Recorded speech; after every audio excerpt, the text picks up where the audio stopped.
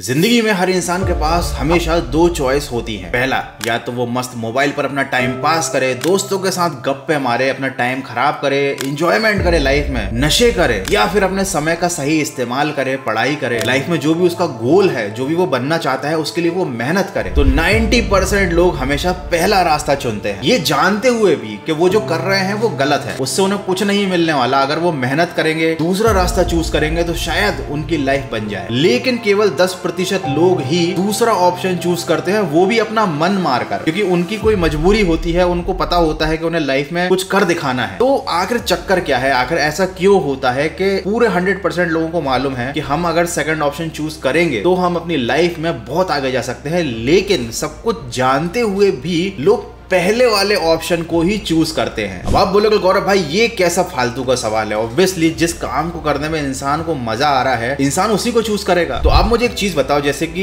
यहाँ पर दो चीजें रखी हुई हैं खाने के लिए। एक ऐसी चीज है जिसे खाकर बहुत मजा आएगा लेकिन आप खाने के बाद मर जाओगे, और दूसरी तरफ एक ऐसी चीज रखी है जो हेल्दी फूड है, जिसे खाने में मजा तो नहीं आएगा लेकिन आप मरोगे नहीं, आपकी हेल्थ इंप्रूव हो जाएगी। तो आप किसे चुनोगे? ऑब्वियसली दूसरा ऑप्शन को चुनोगे, क्योंकि आपको मालूम है कि पहला ऑप्शन चूज करने से आप मर सकते हो। लेकिन यही लॉजिक हम पहले वाले केस में नहीं लगाते। तो आखिर ऐसा क्या होता है कि हमारा ब्रेन हमको यही लॉजिक लगाने से रोकता है जब हमको अच्छे और बुरे में से किसी एक को चूज करना होता है? तो बेसिकली ये जो सारा खेल है ये है हमारे दिमाग का खेल, और इस खेल का सबसे बड़ा खिलाड़ी है डोपामीन। डोपामीन के बारे में आपने हो सकता है यूट्यूब पर पहले बहुत सारे वीडियो देखकर ज्ञान अर्जित कर लिया हो, तो इसको हम जरा सिंपल भाषा में समझेंगे। ये एक ऐसा न्यूरोट्रांसमीटर होता है जो हमारे ब्रेन से रिलीज होता है, जो हमें खुशी का एहसास करवाता है। और सिंपल लैंग्वेज में समझे तो जैसे कुछ काम करने पर ज्यादा डोपामिन रिलीज होते हैं, जैसे कि मस्ती करना, पार्टी करना, दोस्तों के साथ गप्पे मारना, मूवीज देखकर गूज बम्स लाना। ये सारी एक्टिविटी जो आपको मजा देती है ना, वो एक्चुअली में आपको मजा नहीं देती। वो एक्टिविटीज ऐसी एक्टिविटीज हैं जिन्हें करते टाइम डोपामिन ज्यादा रिलीज हो रहा है, इसीलिए आपको ज्यादा मजा आ रहा है। और जो काम आपको बोरिंग लगते हैं, जैसे कि पढ़ाई करना,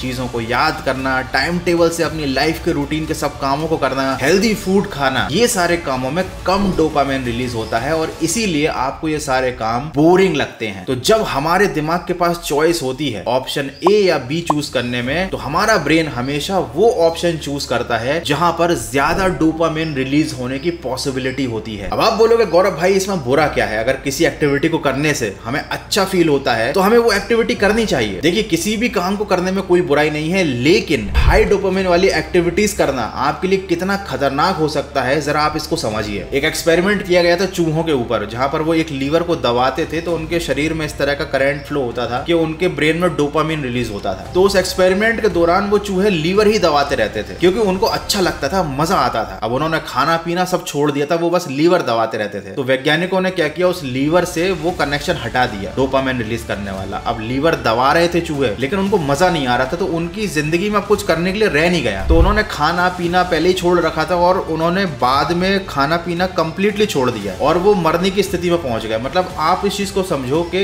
एक बार आपके ब्रेन को हाई डोपामिन वाली एक्टिविटी करने की अगर लत लग गई तो फिर लो डोपामिन वाली एक्टिविटी करना आपके लिए नेक्स्ट टू इम्पॉसिबल हो जाएगा। मतलब अगर आप कोई बहुत अच्छी मूवी देख रहे हो, बहुत इंजॉयमेंट कर रहे हो, 10-12 दिन तक आप बिल्कुल एक के बाद एक शोज देख रहे हो, लाइफ में एंजॉय कर रहे हो, और अचानक से ये सब छीन कर आपको ऑफिस में काम करने बिठा दिया जाए या फिर आपको सब कुछ बंद करके पढ़ाई करने बिठा दिया जाए, तो आप नहीं कर पाओगे क्योंकि आपके ब्रेन को हाई डोपामिन एक्टिविटी की आदत हो गई है। तो ये चीज आपके लिए खतरनाक है और इसका ही सोल्यूशन अब मैं आपको बताने वाला हूं कि क्यों लोग पढ़ाई को चूज नहीं करते, कैरियर को चूज नहीं करते, मेहनत को चूज नहीं करते, क्योंकि यहाँ पर सारा खेल चल रहा है डोपामिन का। देखो आप अपनी लाइफ में से हाई डोपामिन वाली मजे कराने वाली चीजों को पूरी तरीके से नहीं हटा सकते, लेकिन आप उनका इस्तेमाल कर सकते हो, उनको एज अ रिवॉर्ड यूज कर सकते हो। देखो जैसे कि आपका दिन शुरू होता है तो आपको बहुत सारे डिसीजंस लेने पड़ते हैं कि आपको पहले पढ़ाई करनी है या आपको पहले खेलने जाना है या आपको पहले लैपटॉप चलाना है या आपको इंस्टाग्राम पर रील्स देखनी है या अपना प्रोजेक्ट बनाना है। बहुत सारे काम होते हैं, बहुत सारे स्केड्यूल्स होते हैं और आपको डिसाइड करना होता है कि आप किस वक्त पर क्या करोगे। पहले कौन सा काम करोगे, किस चीज को प्रायोरिटी दोगे, बाद में किस काम को करोगे, किसकी लेस प्रायोरिटी रहेगी। तो आपको जब भी डिसाइड करना है, आपका दिन भर का जो स्केड्यूल है उसमें आप आपको सारी एक्टिविटीज को इस तरह से करना है कि जो हाई डोपामिन वाली एक्टिविटीज हैं, जिनसे आपको कोई लाइफ में फायदा नहीं होने वाला लेकिन आपको करने से मजा आता है, उनको हमेशा आप लेस प्रायोरिटी पर रखो। जस्ट लाइक के जैसे कि आपको गेम खेलना है कोई कंप्यूटर पर और आपको पढ़ाई भी करनी है, तो अगर आप गेम खेलने के बाद पढ़ाई करोगे तो पढ़ाई आपको बहुत ज्यादा बोरिंग लगेगी। तो पहले आप पढ़ाई करो, जो भी दिन भर का आपका टारगेट है आप पहले उसे पूरा करो, और देन